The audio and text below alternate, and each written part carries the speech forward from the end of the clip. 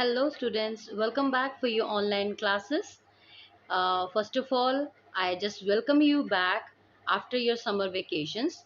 Hope all of you have enjoyed your holidays as well as you have utilized your summer vacation for to revise your subjects. And I have seen many of you have done some creative works. Most of the posts I have seen on the Facebook are school's ID, that how you have celebrated your Father's Day and many events which were in June month. So let's start our study session once again. As all of you are aware that very soon your first unit test is going to begin, and you're already aware about your syllabus, your portion, everything is already with you.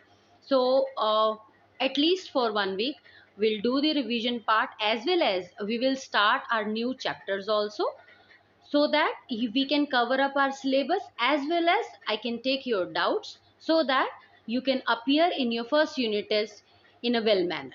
So before I start your next chapter, I'm just going to quickly discuss with you your syllabus portion, which you have already received in your WhatsApp applications also, WhatsApp group also. But this is just to remind you back, because most of you have might have not attended the class, and there are many those who have not used their mobile phone or the WhatsApp chat rooms from long time. So let's just quickly let me minimize this portion. Okay, I believe all of you are already having this content portion in your book, as you are in standard 10. So your first four chapters: active and passive voice, subject verb agreement, tenses and their uses, tenses and their uses, part 2. These four chapters will come in your first unit test. As I mentioned you in your previous classes also, that in every chapter there are some units which includes your descriptive writings, that is actually called the creative skill portion, where narrative writing, essay writing, picture composition, unseen passages, these exercises are always there. So that will obviously come. But apart from that portion, these four main topics, you will get the questions based on active and passive voice, subject verb agreement, and mostly on the tenses. So hope it is clear to you. And in your today's class, we will discuss your doubts on active and passive voice on your Google Meet. So without making any delay, let's start your new chapter. And I just request everyone, please open your books, come to page number 81. I request everyone, if you can just carry your copies and your pen also, so that we can start your new chapter. Quickly just grab your pen and paper. So hope students, you have already opened your books. So this is your chapter number 5, sequence of tenses, and you will get this chapter on page number 81. Now if you will see it clearly students, you have already studied about tenses. Tenses, it's all about time, right?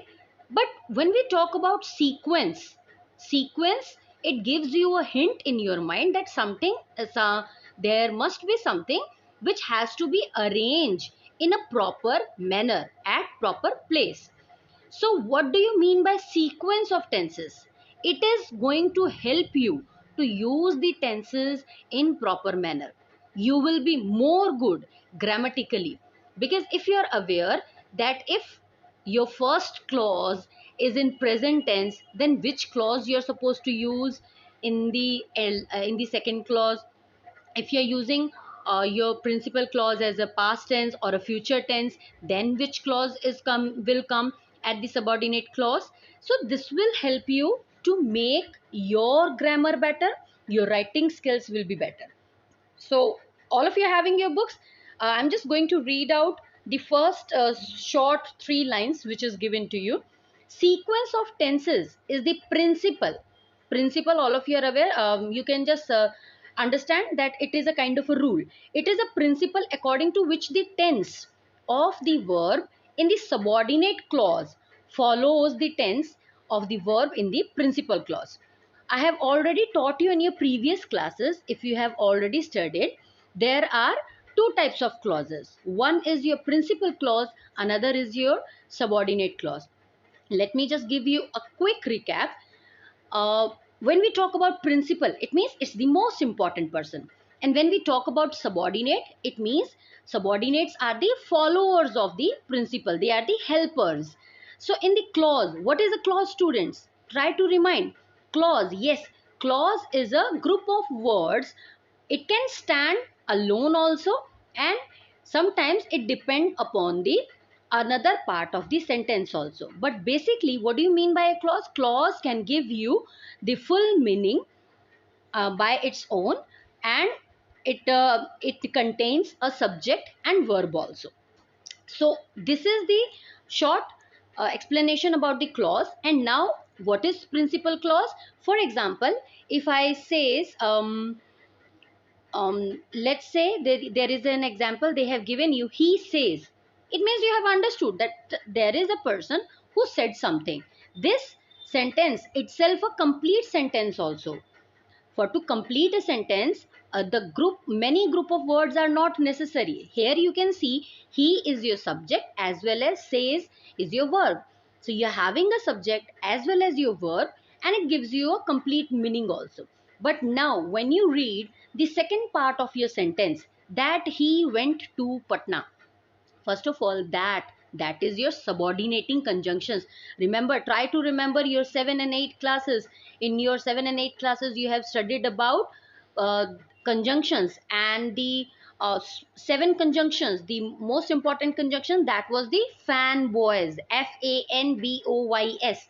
That stands for a and d, sorry, n for no or neither, and boys, BOYS, B but, O or, Y yet, S so. These are the most important conjunctions. But when we talk about subordinating, like that, while, as soon as, since, before, these are the conjunctions which join two clauses, and sometimes it can come in the beginning also. These are our subordinating conjunctions. So if you can read this sentence, first of all, by reading only, you will get the idea. Okay, that comes in the beginning. It means it is a subordinating clause they have used. He went to Patna. That he went to Patna. Now just try to get the full meaning.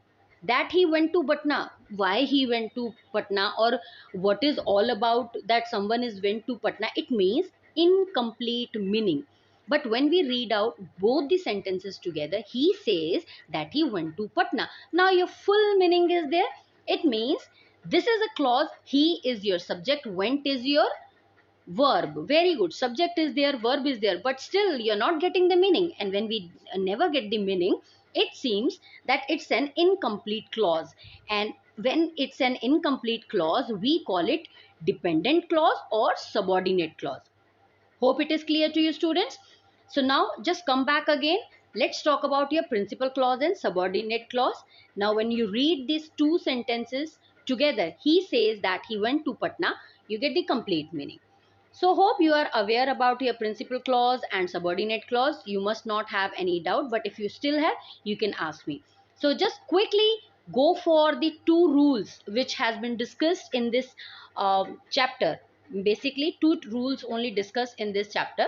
Uh, if we can see carefully in sequence of tenses, there are 6 rules, but here we are going to discuss only 2 rules. So there are 2 main rules governing the sequence of tenses. So let's follow the first rule. If you're already having your copies, I just request if you will write in your fair copies, that will be more good to you, that if you, when you will write, then you will remember easily. So rule number 1, read out along with me, students. If the principal clause is in the present or future tense. Remember, students, which tense? Present or future tense. The tense of the verb in the subordinate clause. Now remember which clause you are supposed to use, which tense you are supposed to use in the subordinate one. That can be past, that can be present, or that can be future, depending on the sense conveyed. You can see the example. He says, it's present tense. She says, present tense. Tapan realizes, they will say, future tense. But when you see The subordinate clause, he went to Patna, past tense. She will surely win the prize, now will, future tense is there. He did not do the right thing, again it is the past tense. That their friends have deserted, now deserted, you can, it's again a past tense. So this will give you an idea. If you are having your principal clause, your main clause in present or future tense, only you can use past, present and future with your subordinate clause according to your sense which you want to convey. Hope this is clear to you, students. We will discuss some examples in your Google Meet.